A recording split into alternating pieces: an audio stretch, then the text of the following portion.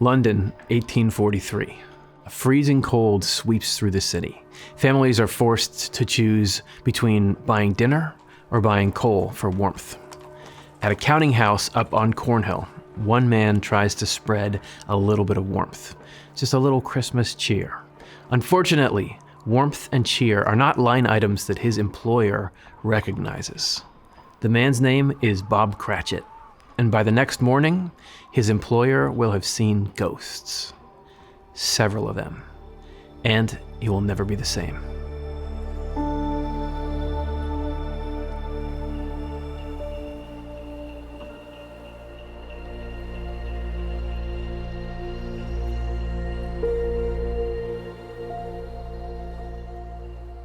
The incident occurred on December 24th, 1843. The subject, a British moneylender. Primary symptoms, isolation, contempt, and severe spiritual paralysis. His name, Ebenezer Scrooge. That night, 3 entities appeared, uninvited, initiating what can only be described as a full-scale spiritual intervention. We've seen accounts like this before, sudden journeys beyond normal consciousness, beings of light, life reviews. But in this case, it takes place on Christmas, and this time, our subject is fictional, at least officially. Did Charles Dickens just dream up Scrooge's journey? Or did he have supernatural inspiration? Records indicate that when he wrote A Christmas Carol, he was in possession of a very peculiar book, one that laid open the truth about spirits and the unseen world, Emanuel Swedenborg's Heaven and Hell. Were Scrooge's encounters with ghosts modeled after Swedenborg's true experiences of the afterlife? And if so, can this wildly popular tale actually tell us something about what matters in our life and what will matter in our afterlife?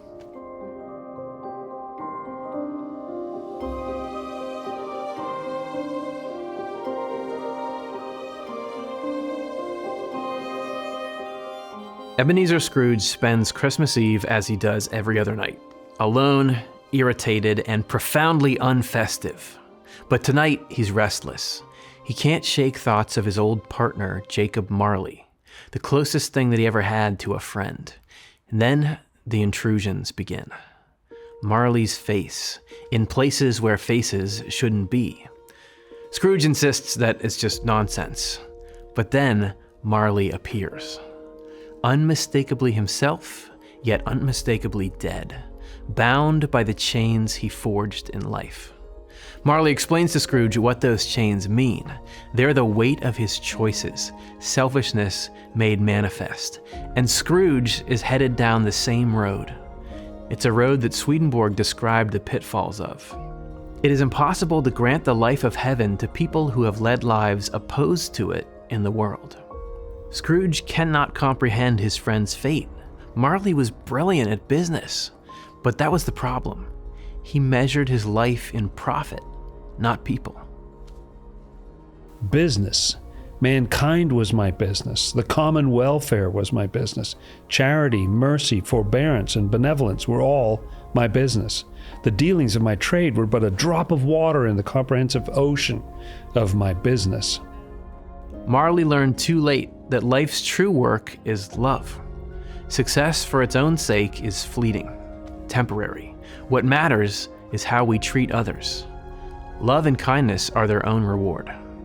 Heaven means a heartfelt wishing better for others than for oneself, and serving others for the sake of their happiness, with no thought of reward, simply out of love. Then, Marley drops a bombshell. "You will be haunted," resumed the ghost, "by 3 spirits. Scrooge's countenance fell almost as low as the ghost's had done. "Is that the chance and hope you mentioned, Jacob?" he demanded in a faltering voice. "It is. I think I'd rather not," said Scrooge. "Without their visits," said the ghost, "you cannot hope to shun the path I tread." This is Scrooge's only chance, his spiritual wake-up call. The question was, would Scrooge even want to change?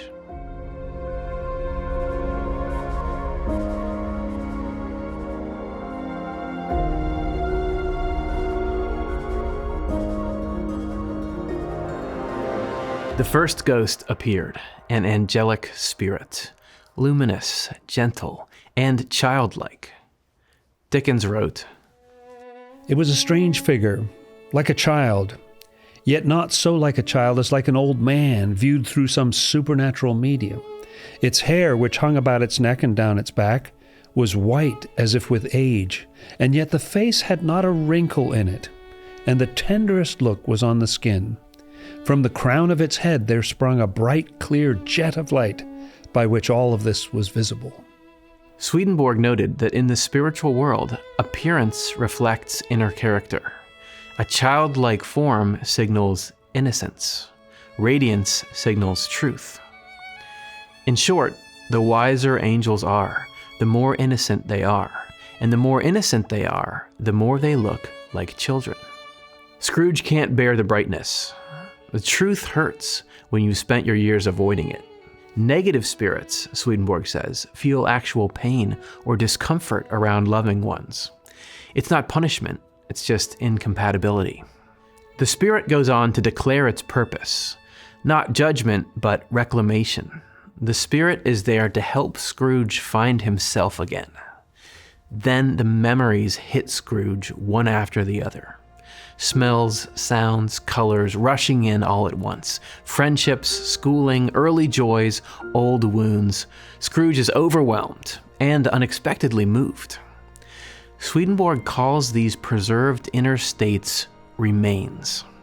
The good and innocent moments the Lord protects inside of us, even when we bury them. A state of innocence from babyhood, a state of love for others, a state of charity toward our neighbor, and compassion toward the poverty-stricken and needy.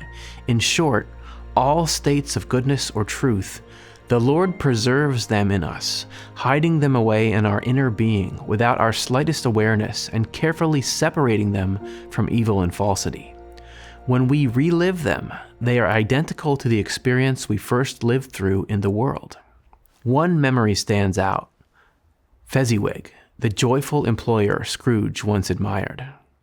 Fezziwig has the power to render us happy or unhappy, to make our service light or burdensome, a pleasure or a toil.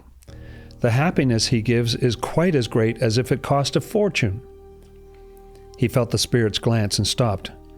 "What is the matter?" asked the ghost. "Nothing particular," said Scrooge. "Something, I think," the ghost insisted.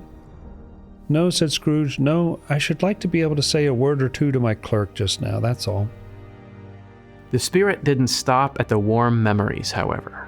It showed the loss that shaped him, the moment he traded love for security. "You fear the world too much," she answered gently. "All your other hopes have merged into the hope of being beyond the chance of its sordid reproach. I have seen your nobler aspirations fall off, one by one, until the master passion, gain, engrossed you." The message is clear. Materialism didn't just cost him relationships, it cost him himself. Love of the world is wanting to divert the wealth of others to ourselves by any means available. It is setting our heart on wealth and allowing the world to distract us from the spiritual love that is love for our neighbor and therefore from heaven and the divine.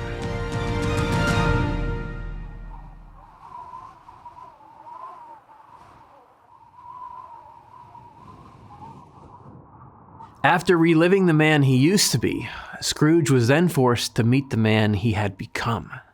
The second entity arrives, the ghost of Christmas present. Majestic, joyful, a living symbol of abundance. And Scrooge could have afforded such abundance 100 times over, but just earlier that day, when asked to help London's poor, Scrooge answered with a line that would haunt him. If they would rather die, they had better do it, and decrease the surplus population. The spirit had come to deliver that line to him with interest. Their first stop, the Cratchit home, a family with almost nothing except love. Tiny Tim's frailty struck Scrooge immediately. When asked if the child would live, the spirit shows Scrooge the empty stool and the unused crutch. Then it repeated Scrooge's own words back to him, exactly. word for word. Shame hit Scrooge harder than any ghost could.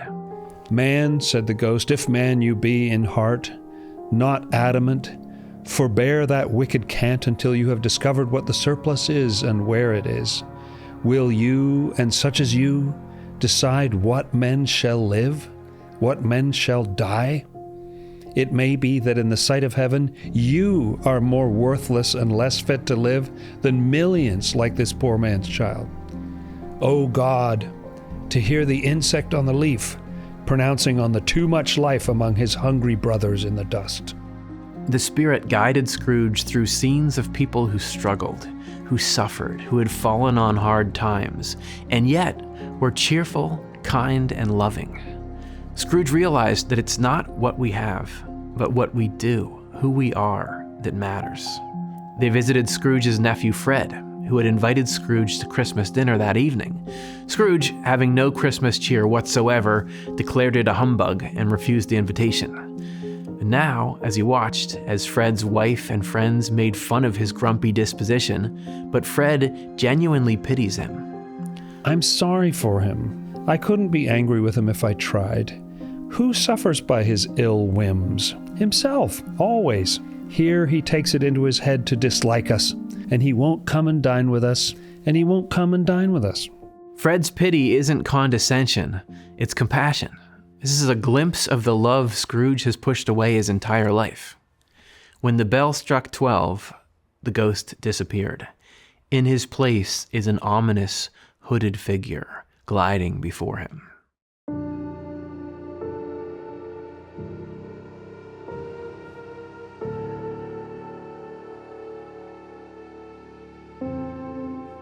Hellish love, with its desires for what is evil and false, its compulsions and the pleasures of those compulsions and the thoughts that they prompt, they can be compared to a spider in the middle of its web. The love itself is the spider.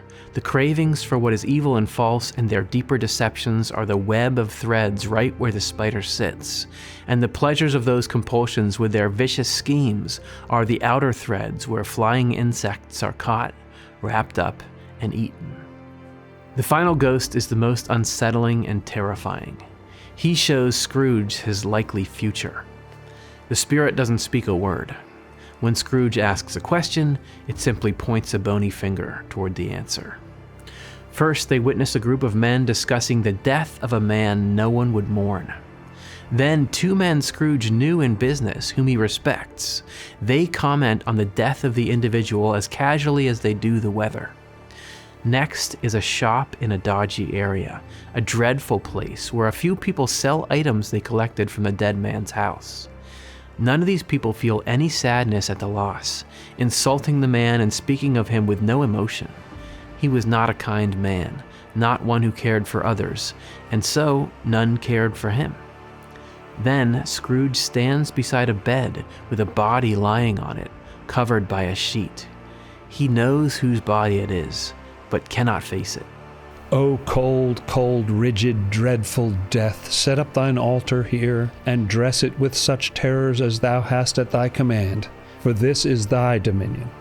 But of the loved, revered, and honored head, thou canst not turn one hair to thy dread purposes, or make one feature odious. It is not that the hand is heavy and will fall down when released. It is not that the heart and pulse are still, but that the hand was open, generous and true, the heart brave, warm, and tender, and the pulse a man's. Strike, shadows, strike, and see his good deeds springing from the wound to sow the world with life immortal." No voice pronounced these words in Scrooge's ears, and yet he heard them when he looked upon the bed. More pain awaits. Others whose lives would be impacted by the dead man. Still worse, people he could have helped. At the home of the Cratchits, someone is missing. Tiny Tim has died, and Bob Cratchit returns from visiting his grave. The Cratchits mourn Tim's loss with tender, heartbreaking love. Tim leaves only good memories behind him. "And I know," said Bob, "I know, my dears, that when we recollect how patient and mild he was, although he was a little child, we shall not quarrel easily among ourselves. and forget poor Tiny Tim in doing it. "Never, father," cried they all. "I am very happy," said little Bob. "I'm very happy." Mrs. Cratchit kissed him, his daughters kissed him, the 2 young Cratchits kissed him, and Peter and himself shook hands.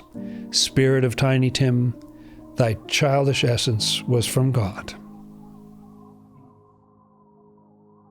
Next, the spirit took Scrooge to a graveyard.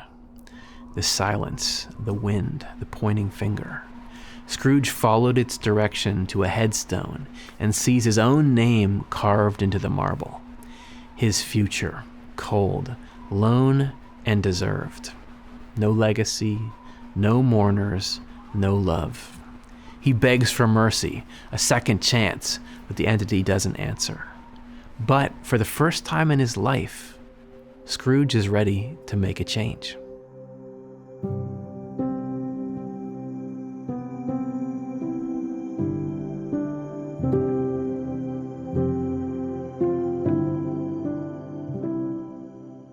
We can now see that it is not so hard to lead the life of heaven as people think. To the extent that we are united to heaven, the higher levels of our mind are opened, and we see what is dishonest and unfair, and these qualities can be dispelled. For no evil can be banished until it has been seen. Once the process has started, the Lord works his wonders within us and causes us not only to see evils, but to refuse them, and eventually to turn away from them.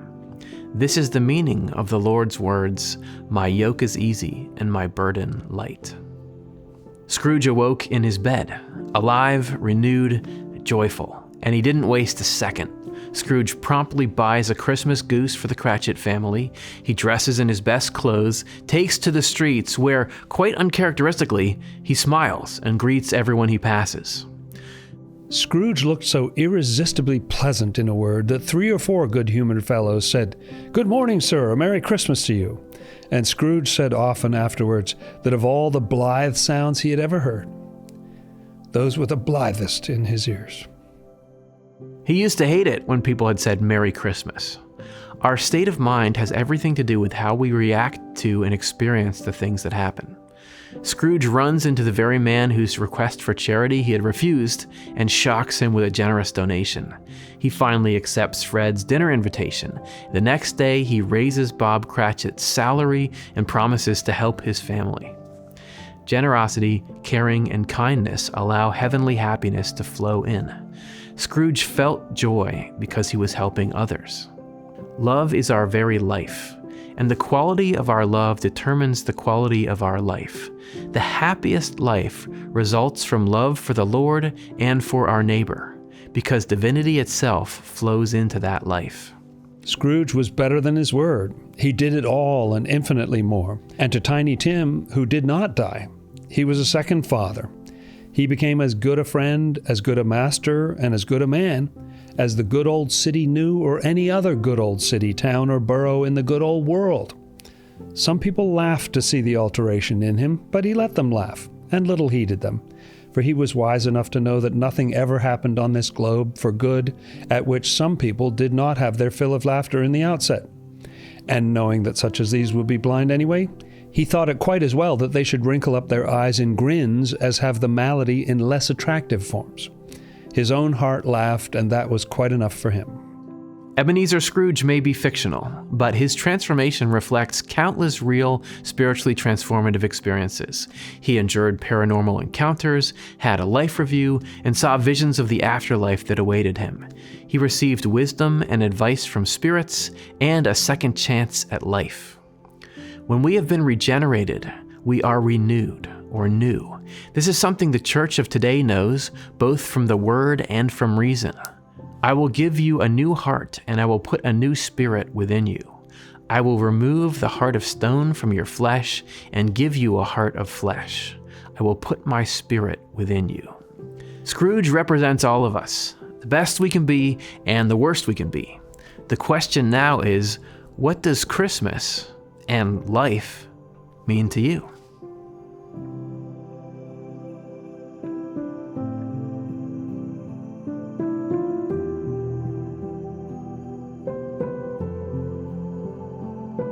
Before we close out this Christmas investigation, I want to share something remarkable with you, something that bridges the world of A Christmas Carol and Emanuel Swedenborg.